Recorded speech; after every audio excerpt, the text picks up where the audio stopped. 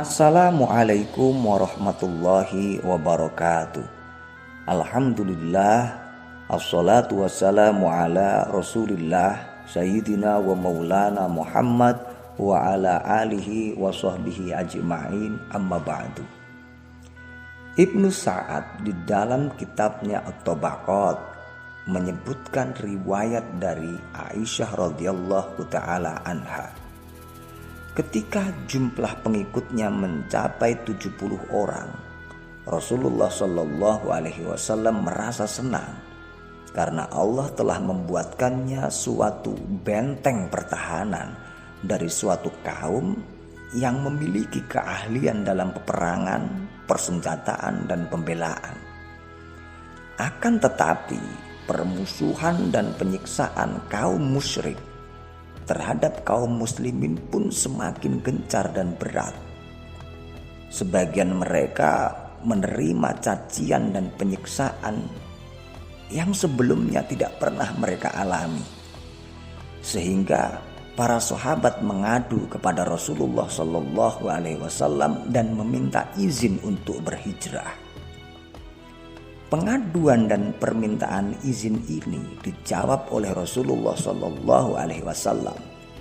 Beliau bersabda, "Sesungguhnya aku pun telah diberitahu bahwa tempat kalian adalah Yasrib. Barang siapa ingin keluar, maka hendaklah keluar ke Yasrib." Maka para sahabat pun kemudian bersiap-siap. Mereka mengemas semua keperluan perjalanan. Lalu mereka berangkat menuju ke Madinah atau Yasrib secara sembunyi-sembunyi. Sahabat yang pertama sampai di Madinah adalah Abu Salamah bin Abdul Asad. Kemudian Amir bin Rabi'ah beserta istrinya Laila binti Abi Hasyamah. Laila binti Abi Hasyamah adalah wanita yang pertama kali datang ke Madinah. Setelah itu, para sahabat Rasulullah Shallallahu Alaihi Wasallam datang secara bergelombang.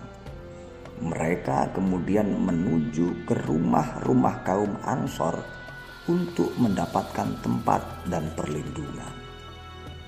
Tidak seorang pun dari sahabat Rasulullah Shallallahu Alaihi Wasallam yang berani berhijrah secara terang-terangan ke Yasrib atau Madinah kecuali Umar ibn al-Khattab radhiyallahu taala anhu.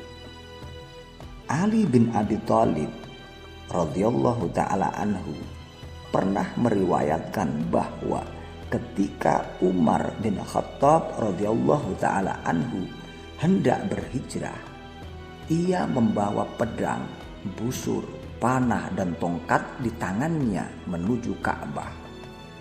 Sambil disaksikan oleh tokoh-tokoh Quraisy, Umar radhiyallahu ta'ala anhu kemudian melakukan tawaf 7 kali dengan tenang. Setelah tawaf 7 kali, ia datang ke makam mengerjakan sholat, kemudian berdiri seraya berkata, "Semoga celakalah wajah-wajah ini. Wajah-wajah inilah yang akan dikalahkan Allah. Barang siapa yang ingin ibunya kehilangan anaknya, istrinya menjadi janda, atau anaknya menjadi yatim piatu, hendaklah ia menghadangku di balik lembah ini." Selanjutnya, Ali radhiyallahu ta'ala anhu mengatakan tidak seorang pun berani mengikuti Umar kecuali beberapa kaum lemah yang telah diberitahu oleh Umar. Umar kemudian berjalan dengan aman. Demikianlah secara berangsur-angsur kaum muslimin melakukan hijrah ke Madinah sehingga tidak ada yang tertinggal di Makkah kecuali Rasulullah Shallallahu Alaihi Wasallam, Abu Bakar radhiyallahu taala anhu, Ali radhiyallahu taala anhu, orang-orang yang ditahan dan orang-orang yang sakit serta orang-orang yang tidak mampu keluar. Cobaan berat yang dihadapi oleh para sahabat Rasulullah Shallallahu Alaihi Wasallam ketika di Makkah adalah cobaan-cobaan yang berupa penyiksaan, cacian, kekerasan, dan penghinaan serta penindasan dari kaum musyrik. Namun setelah Rasulullah Shallallahu Alaihi Wasallam mengizinkan mereka untuk berhijrah ke Madinah, maka cobaan itu kini berubah. Cobaan yang berat bukan lagi sebuah penyiksaan dan penderitaan karena kerasnya perlakuan orang-orang Quraisy terhadap mereka, tetapi cobaan mereka kali ini adalah karena jauhnya dari rumah. Mereka harus meninggalkan rumahnya, tanah airnya, harta kekayaannya, dan keluarganya. Para sahabat dengan setia dan ikhlas kepada Allah menghadapi kedua bentuk cobaan tersebut. Semua penderitaan dan kesulitan mereka hadapi dengan penuh kesabaran dan ketabahan. Hingga ketika Rasulullah Shallallahu Alaihi Wasallam memerintahkan mereka berhijrah ke Madinah, tanpa merasa berat mereka berangkat meninggalkan tanah air, kekayaan, dan rumah mereka. Mereka tidak bisa membawa harta benda dan kekayaan karena harus berangkat secara sembunyi-sembunyi. Semua itu mereka tinggalkan di Makkah untuk menyelamatkan agamanya dan mendapatkan ganti berupa ukhuwah yang menantikan mereka di Madinah. Ini adalah gambaran yang benar tentang pribadi muslim yang mengikhlaskan agama kepada Allah, tidak memedulikan harta kekayaan, tanah air, dan kerabat demi menyelamatkan agama dan akidahnya. Itulah yang dilakukan oleh para sahabat Rasulullah Shallallahu Alaihi Wasallam di Makkah.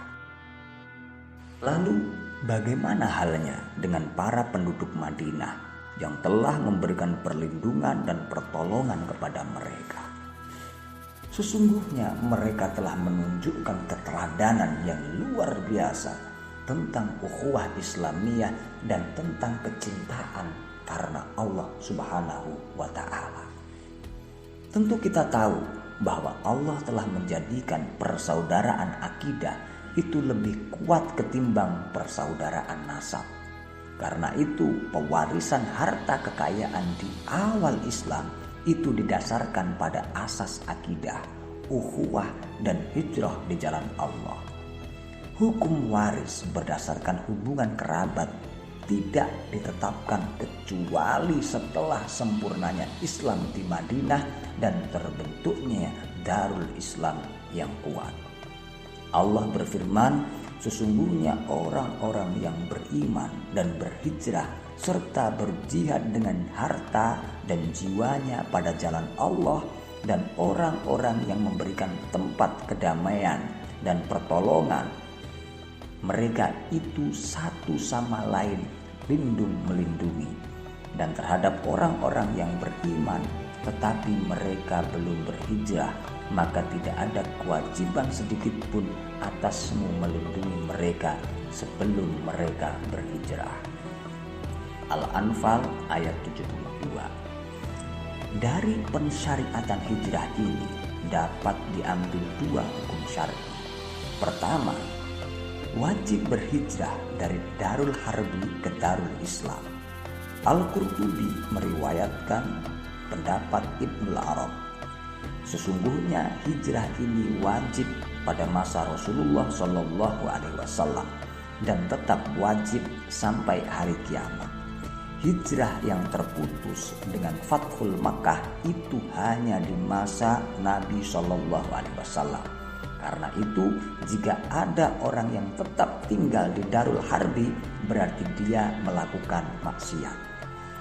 Tafsir Al-Qurtubi, jilid 5 halaman 350. Yang dimaksud dengan Darul Harbi, menurut Syekh Ramadan Al-Buti di dalam kitabnya Fiqhus Sirah, ialah tempat di mana orang muslim tidak dapat melakukan syiar-syiar Islam seperti sholat, puasa, berjamaah, azan, dan hukum-hukum lain yang bersifat lahiriah.